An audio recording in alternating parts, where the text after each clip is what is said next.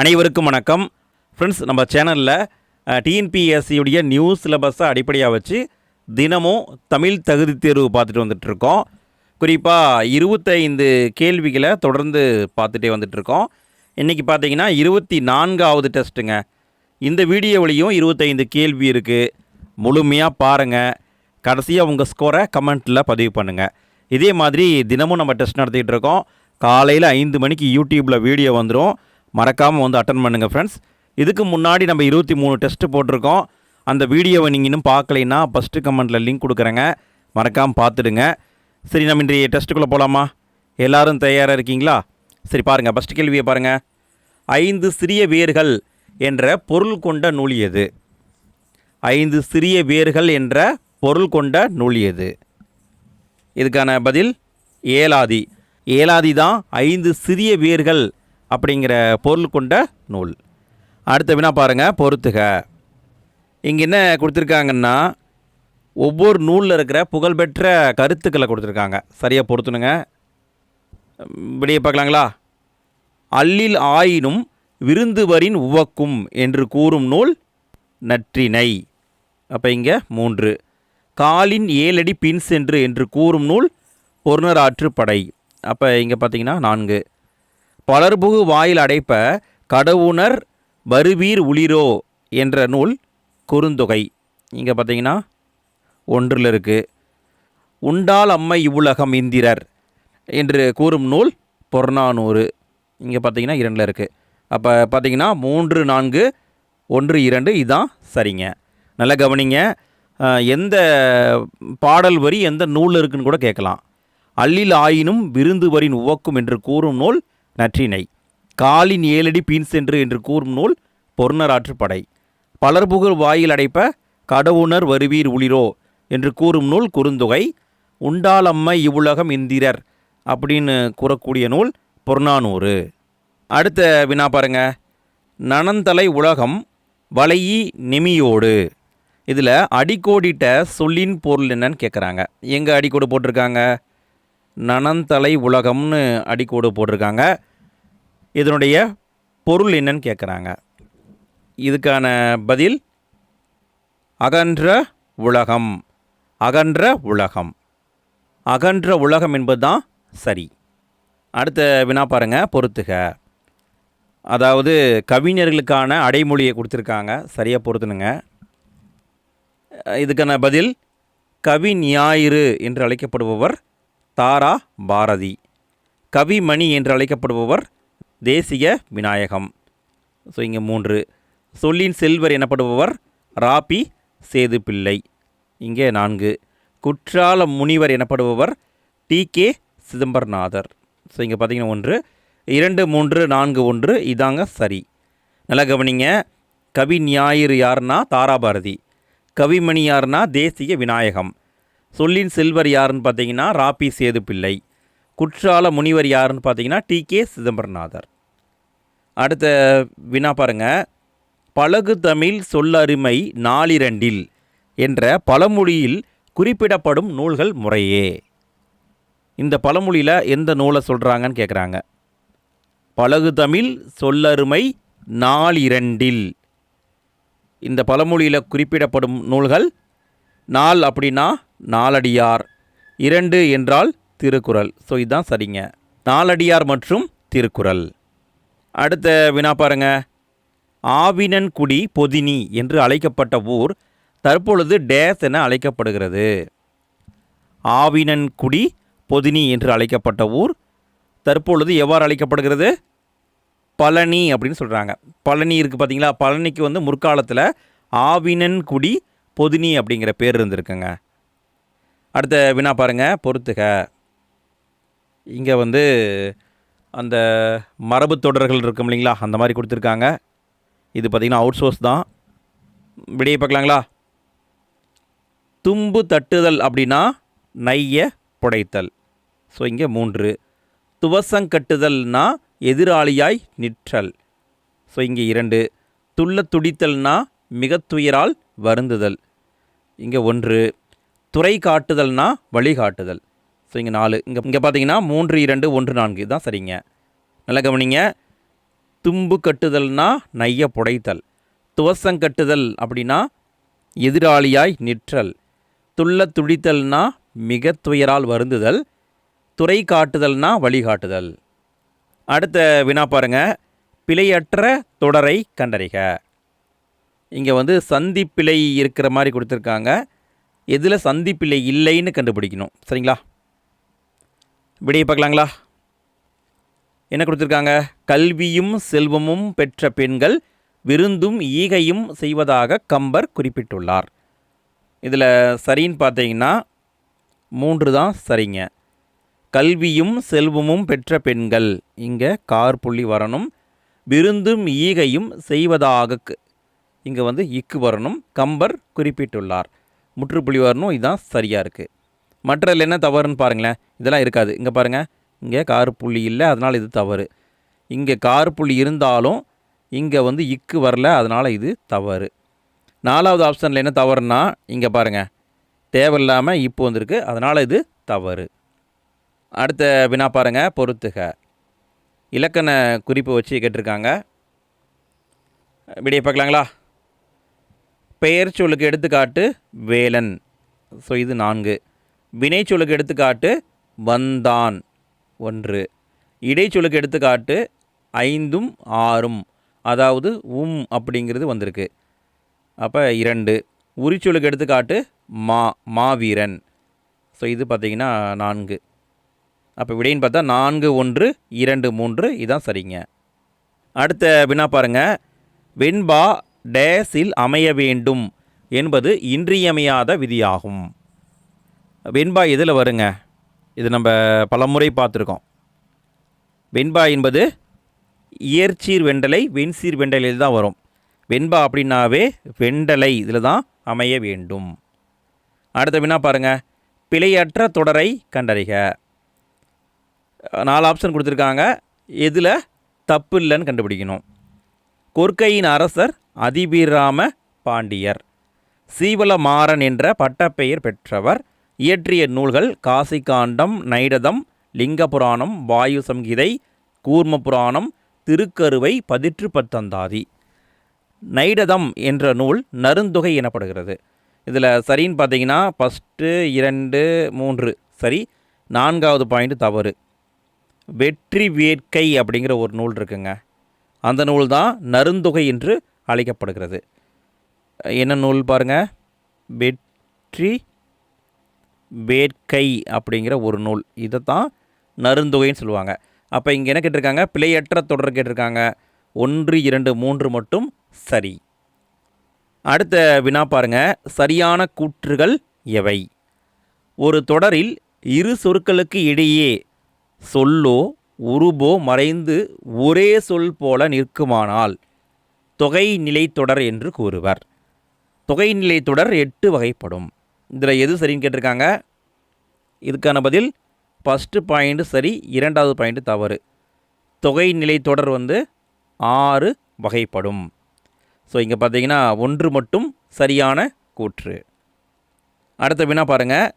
பிழையற்ற தொடரை கண்டறிக. இங்கே மயங்கொலி எழுத்துக்களை வச்சு கொடுத்துருக்காங்க ஃப்ரெண்ட்ஸ். எது பிழை இல்லாத தொடர்னு கண்டுபிடிக்கணுங்க.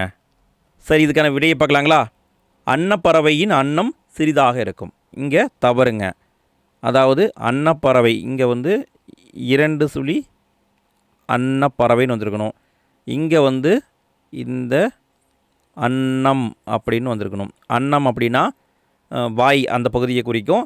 அன்னப்பறவையுடைய மேல்வாய்ன்னு நினைக்கிறேன். மேல்வாய் சிறிதாக இருக்கும். ஸோ இப்படி வந்திருக்கணும். அதனால் இது தவறு. வெள்ளம் வருவதை பார்த்த வெள்ள வியாபாரிகள் பயந்தனர். அதாவது இந்த வெள்ளம் அப்படின்னா சாப்பிட்ற வெள்ளம், இந்த வெள்ளம்னா தான் ஆற்று வெள்ளம். ஸோ இங்கே இது மாறி வந்திருக்கணும். அதனால் இதுவும் தவறு. ஐவகை திணையில் குறிஞ்சியில் மட்டும் திணை நன்கு வளரும். இது சரியாக இருக்குங்க. அதாவது ஐவகை திணை, திணைனா நிலத்தை குறிக்கும். இந்த திணை அப்படின்னா திணை பயிரை குறிக்கும். 5 வகையான நிலத்தில் குறிஞ்சி நிலத்தில் மட்டும்தான் திணை என்ற பயிர் நன்கு வளரும் சொல்கிறாங்க. ஸோ இதுதான் கரெக்டு.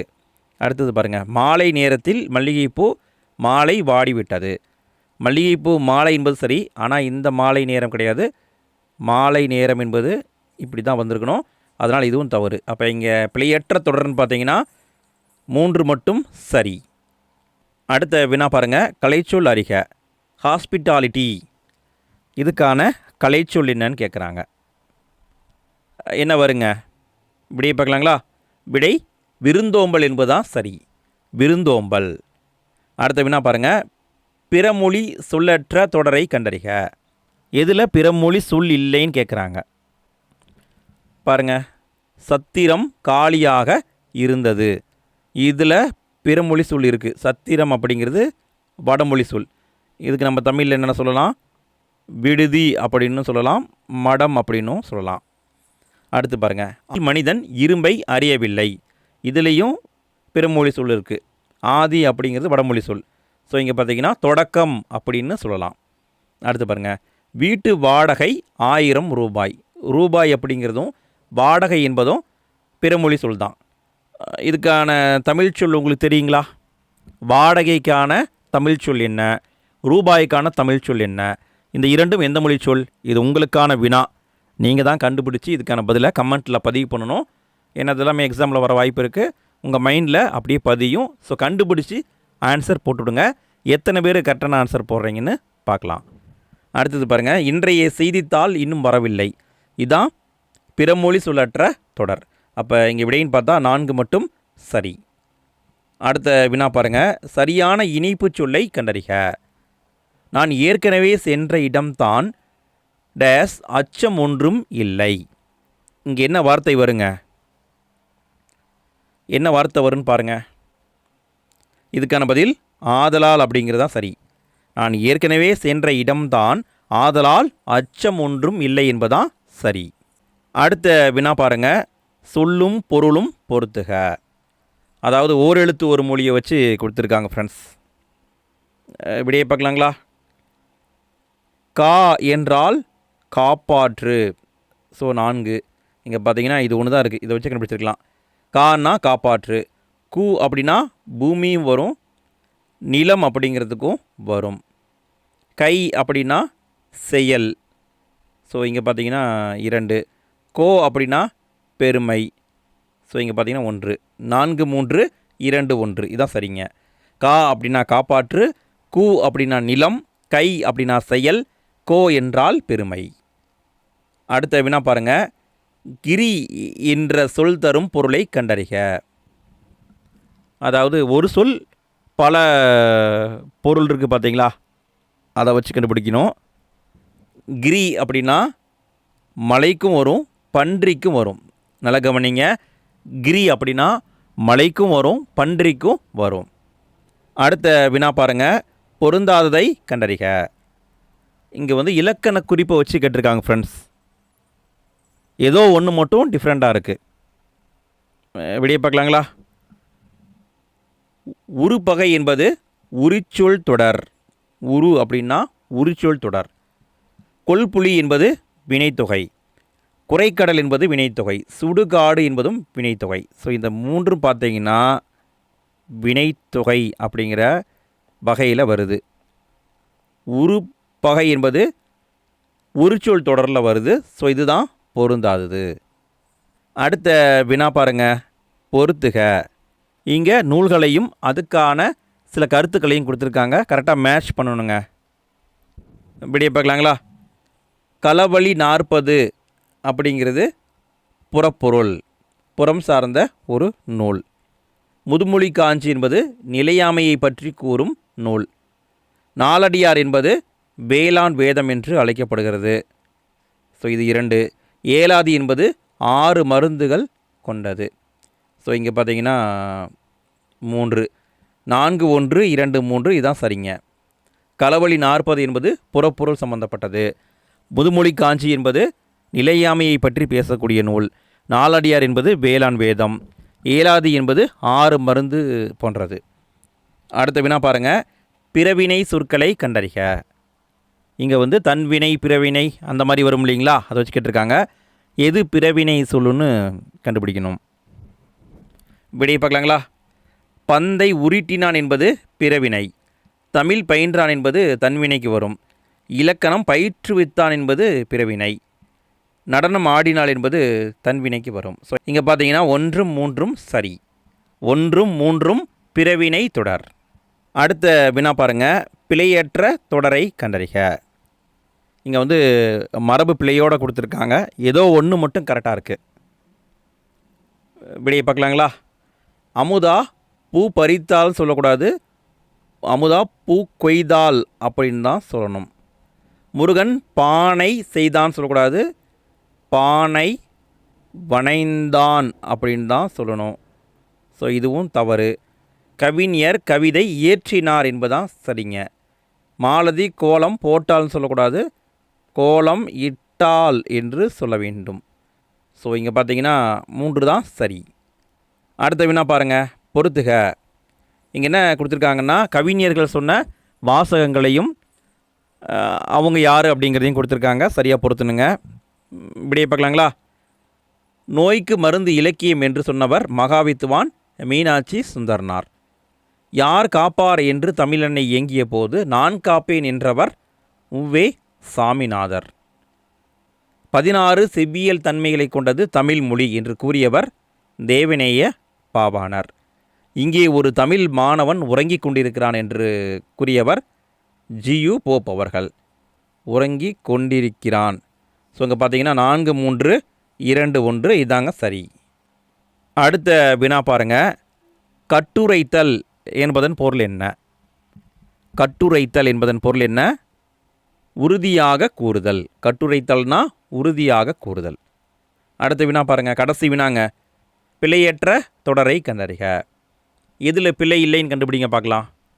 ஃப்ரெண்ட்ஸ், இந்த வீடியோ உங்களுக்கு யூஸ்ஃபுல்லாக இருந்தது, வீடியோ பிடிச்சிருக்கு அப்படின்னா மறக்காமல் லைக் போடுங்க ஃப்ரெண்ட்ஸ். அதே மாதிரி உங்களுடைய ஸ்கோரையும் கமெண்ட்டில் பதிவு பண்ணுங்கள். ஃபஸ்ட்டு கமெண்ட்டில் இதுக்கு முன்னாடி நம்ம டெஸ்ட் நடத்திருப்போம் இல்லைங்களா, அதுக்கான லிங்க் கொடுத்துருக்கேன், மறக்காமல் அதையும் கிளிக் பண்ணி பாருங்கள். சரி, ஓகே, இப்படியே பார்க்கலாங்களா? என்ன கொடுத்துருக்காங்க? பயறு அதிகம் சாப்பிட்டதால் திகட்டியதுன்னு கொடுத்துருக்காங்க. இதில் வந்து பார்த்திங்கன்னா பயறு அப்படிங்கிறது தான் கரெக்டு, பயிருன்னு வரக்கூடாது. அதிகம் சாப்பிட்டதால் தெவிட்டியது என்பது தான் சரி, திகட்டியது கிடையாது, தெவிட்டியது, இதுதான் சரிங்க. ஃப்ரெண்ட்ஸ், இந்த 25 கேள்வியில் உங்களுடைய ஸ்கோர் என்னங்கிறத கமெண்ட்டில் பதிவு பண்ணுங்கள். இன்றைய நாள் இனிய நாளாக அமைய வாழ்த்துக்கள். அடுத்த வீடியோவுக்கான லிங்க் எண்டு ஸ்க்ரீனில் வந்திருக்கும், தேவைப்படுறவங்க கிளிக் பண்ணி பாருங்கள். அடுத்த வீடியோவில் மீண்டும் சந்திப்போம். நாளைக்கு காலையில் 5 மணிக்கு யூடியூப்பில் வீடியோ வந்துடும், அதில் மீண்டும் சந்திக்கலாம். அனைவருக்கும் நன்றி.